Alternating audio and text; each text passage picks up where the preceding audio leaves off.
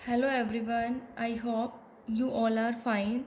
आज हम 11th economics के अंदर हमारा नेक्स्ट टॉपिक स्टडी करेंगे, जो कि हमारा है shapes of TP, total product, marginal product, average product and their relationship.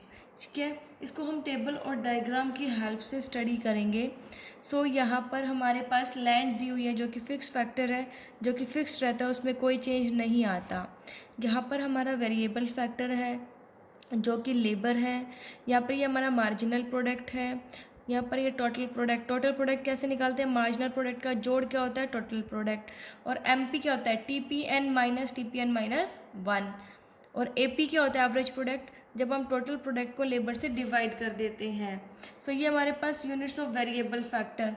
देखो जी, अगर आप टीपी आपको पता है तो आप उसे एमपी निकाल सकते हो, एपी निकाल सकते हो। एमपी पता है तो आप उसे टीपी निकाल सकते हो, एपी निकाल सकते हो। ठीक है। जब हमारी ज़ीरो थी, जब हमारा जो देखो, जब लेबर थी नहीं, कुछ नहीं लगाया, तो मार्जिनल प्रोडक्ट भी क्या होगा? बिल्कुल ज़ीरो होगा।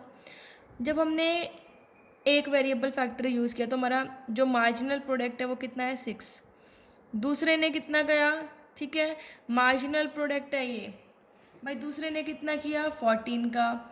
तीसरा, जब हमने फिक्स फैक्टर को वेरिएबल फैक्टर मिक्स किया तो कितना रिजल्ट है? 28। फोर्थ को किया तो फोर्थ लेबर लगाई तो रिजल्ट क्या है? 24। फिफ्थ लगाई तो 8, सिक्स लगाई तो 4, और सेवन्थ लगाई तो 0, और एट्थ लगाई तो -4। देखो, आप कहोगे कि ये ऐसे कैसे डायग्राम बना, ये ऐसे कैसे टेबल बनी है?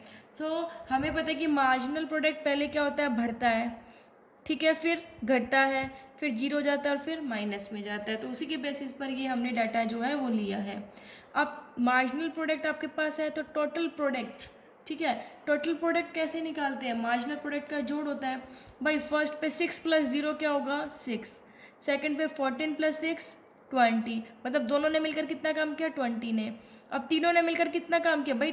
क्या करेंगे हम? क्या करेंगे इसके अंदर? 20 में 28 ऐड कर देंगे, 48।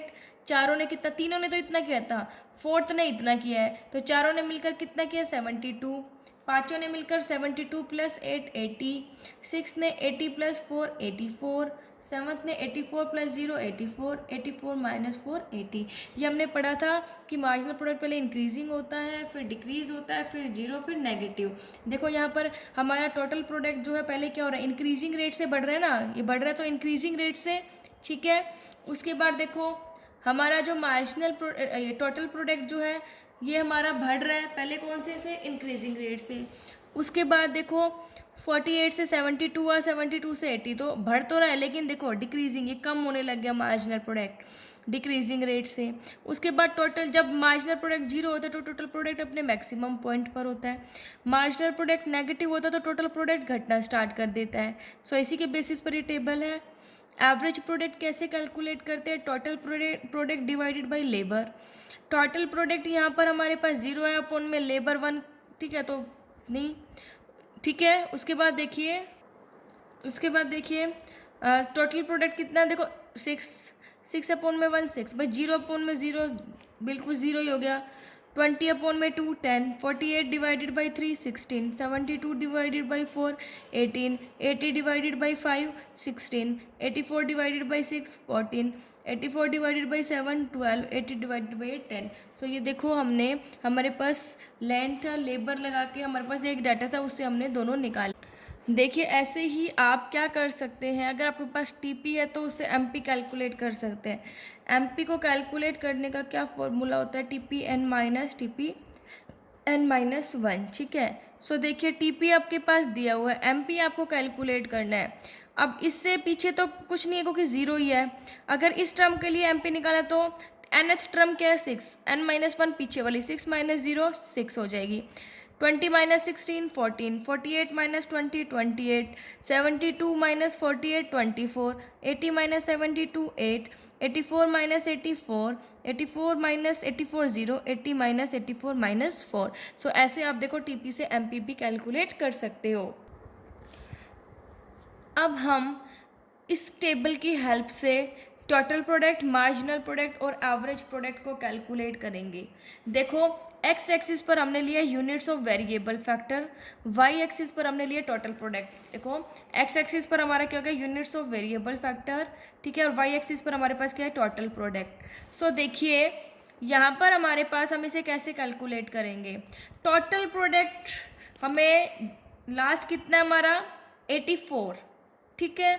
अब यहाँ पर हमने 10-10 का गैप लेके 90 तक कर लिया। वेरिएबल फैक्टर कितने हमारे पास 8 तक।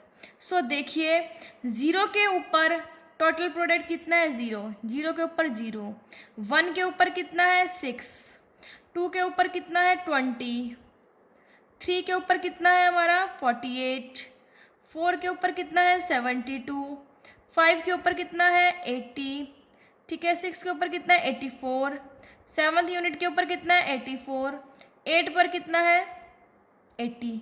सो ये हम पॉइंट लगा के फिर हम क्या कर देंगे, फ्री हैंड से इनको मिला देंगे।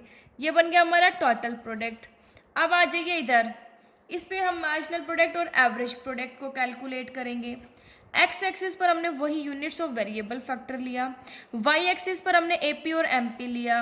एपी लास्ट कितना है 18 और मार्जिनल प्रोडक्ट लास्ट कितना हमारा 28, ठीक है।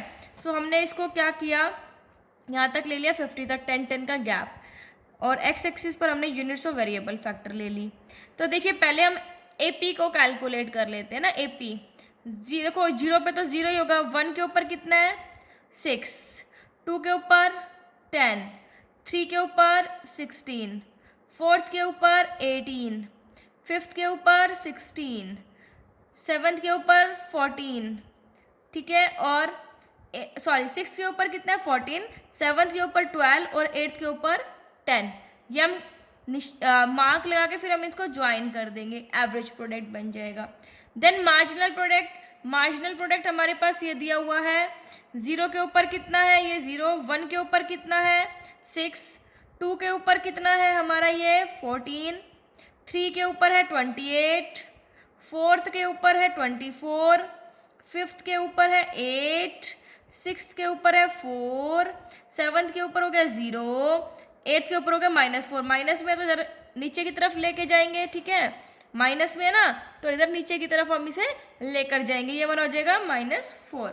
सो ये हमारा फिर हमारा क्या बन जाएगा, मार्जिनल प्रोडक्ट बन जाएगा। सो देखिए इस टेबल की हेल्प से हमने टोटल प्रोडक्ट कैलकुलेट किया और हमने मार्जिनल प्रोडक्ट जो है वो कैलकुलेट किया। ये हमारी फर्स्ट स्टेज थी, ये सेकंड और ये थर्ड। मतलब ये क्या था कि पॉइंट ऑफ इन्फ्लेक्शन, जहाँ पर टोटल प्रोडक्ट इंक्रीजिंग रेट से बढ़ना क्या कर देता है, बंद कर देता है, और इसके बाद डिक्रीजिंग रेट से बढ़ता है, ठीक है।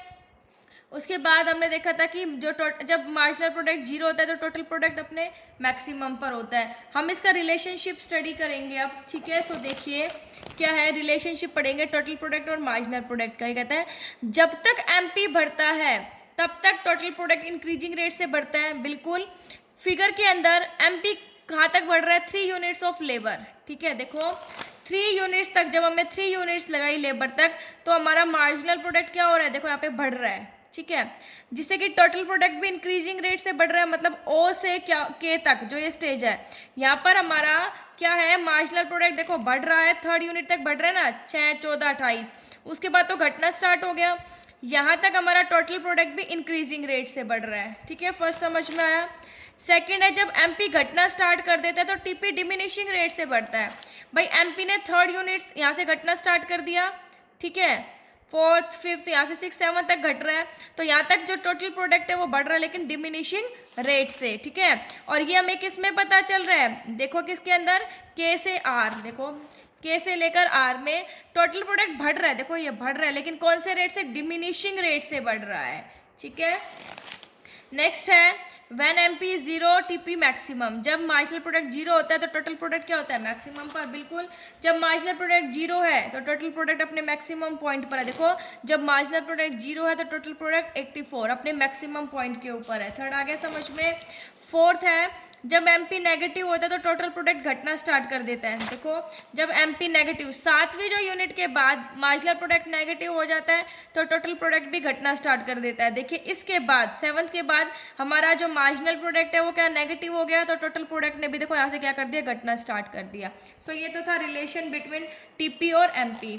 अब हम स्टडी करेंगे relation between AP and MP. देखिए एपी एंड एमपी क्या कहता है कि एपी जब तक बढ़ता है जब तक मार्जिनल प्रोडक्ट एवरेज प्रोडक्ट से ज़्यादा होता है। देखो एपी जब तक बढ़ता है जब तक मार्जिनल प्रोडक्ट एवरेज प्रोडक्ट से ज़्यादा होता है। देखो एपी कहाँ तक बढ़ रहा है, यहाँ तक बढ़ रहा है, 6, 10, 16, 18, उसके बाद घटना स्टार्ट कर रहा है, यहाँ तक बढ़ रहा है। तो देखो यहाँ तक मार्जिनल प्रोडक्ट एवरेज प्रोडक्ट से ज़्यादा है, 6 ये इक्वल है, यहाँ पर 14 है मार्जिनल प्रोडक्ट, तो एवरेज प्रोडक्ट 10 है, ये ज़्यादा है मार्जिनल प्रोडक्ट एवरेज प्रोडक्ट से। यहाँ पर देखो ये भी ज़्यादा है इससे, 24, 18 यहाँ तक ज़्यादा है। तो फर्स्ट ये है, ठीक है, कि यही कहता है कि जब जो एवरेज प्रोडक्ट है, ठीक है, एवरेज प्रोडक्ट जब तक बढ़ता है जब एमपी एपी से बड़ा होता है। देखिए जो एवरेज प्रोडक्ट है वो जब तक बढ़ रहा है ना, देखो यहाँ से बढ़ रहा है, जब तक जो एमपी मार्जिनल प्रोडक्ट देखो इससे ऊपर है, इससे ऊपर है, ठीक है, इससे ऊपर है मार्जिनल प्रोडक्ट, तो ये बढ़ रहा है एपी भी। नेक्स्ट है AP decreases when MP is less than AP. जब देखो एपी घटता कब है, जब एपी एमपी से कम होता है। यहाँ पर देखो एपी घट रहा है, सो एमपी एपी से कम है। देखो यहाँ पर 16 है एपी, यहाँ पर 8 है, यहाँ पर 14 है, यहाँ पर 4 है। देखो ये घट रहा है, तो एपी जो एपी है वो घट रहा है ना, लेकिन जो एमपी है वो एपी से कम है। सो कहता है कि कहाँ पर है ये, it happen beyond point A. देखो ए पे तो क्या है, ये अपने टॉप पर है, ए पॉइंट के बाद जो ये सिचुएशन अराइज हो रही है। देखो एपी ऊपर चला गया और मार्जिनल प्रोडक्ट नीचे चला गया। भाई जब तक देखो मार्जिनल प्रोडक्ट ऊपर था तो एपी क्या था भाई, घट रहा था। देखो एपी जब तक बढ़ता है, इधर देखो समझना, एपी जब तक बढ़ता है जब मार्जिनल प्रोडक्ट एवरेज प्रोडक्ट से ज़्यादा होता है। जैसे ही मार्जिनल प्रोडक्ट एवरेज प्रोडक्ट से कम होता है, ठीक है, तो एवरेज प्रोडक्ट क्या हो जाता है, घटना स्टार्ट हो जाता है। ठीक है, देखो इससे कम हुआ तो ये घटना स्टार्ट हो गया, इससे ज़्यादा था तो एपी क्या हो रहा था, देखो बढ़ रहा, ये बढ़ रहा था। ठीक है, नेक्स्ट है AP is at maximum when AP is equal to MP. भाई एपी अपने मैक्सिमम पॉइंट पर होता है जब एपी एमपी के, देखो एपी अपने मैक्सिमम पॉइंट पर है जब एवरेज प्रोडक्ट और जो मार्जिनल प्रोडक्ट, ठीक है, दोनों क्या है, इक्वल होते हैं। तो जो एवरेज, ये जो हमारा हम कह सकते हैं कि एपी जो है वो एमपी के इक्वल होता है। ये कहाँ पर हो रहा है, it is exactly at point A point पर देखिए एपी और एमपी दोनों इक्वल है, देखो एक दूसरे को इंटरसेक्ट कर रहे हैं। सो एपी जो है वो किसके इक्वल है, एमपी के इक्वल होता है। देखो क्या कह रहा है, एपी जब मैक्सिमम पर होता है जब एपी और एमपी इक्वल होते हैं। जब एपी और एमपी इक्वल है मतलब एक दूसरे को इंटरसेक्ट कर रहे हैं, तो यहाँ पर एवरेज प्रोडक्ट अपने मैक्सिमम पॉइंट पर होता है। ठीक है, उसके बाद देखो यहाँ पर एवरेज प्रोडक्ट और मार्जिनल प्रोडक्ट इसके ऊपर इंटरसेक्ट कर रहे हैं, तो एवरेज प्रोडक्ट भी यहाँ पर अपने मैक्सिमम पॉइंट पर है, उसका मैक्सिमम पॉइंट क्या, 18। ठीक है, नेक्स्ट है एमपी में भी जीरो और negative but average product continues to positive. Marginal product zero और नेगेटिव हो सकता है लेकिन एवरेज प्रोडक्ट हमेशा बढ़ता है। देखिए मार्जिनल प्रोडक्ट जीरो भी है नेगेटिव भी है, लेकिन एवरेज प्रोडक्ट जो है वो हमेशा देखो पॉजिटिव रहता है। ठीक है, नेगेटिव नहीं आता। यहाँ पर देखो एवरेज प्रोडक्ट जो है वो हमेशा बढ़ रहा है। सो ये था हमारा relationship between TP, MP and AP. I hope आपको समझ आ गया होगा। Thank you, stay safe, stay home.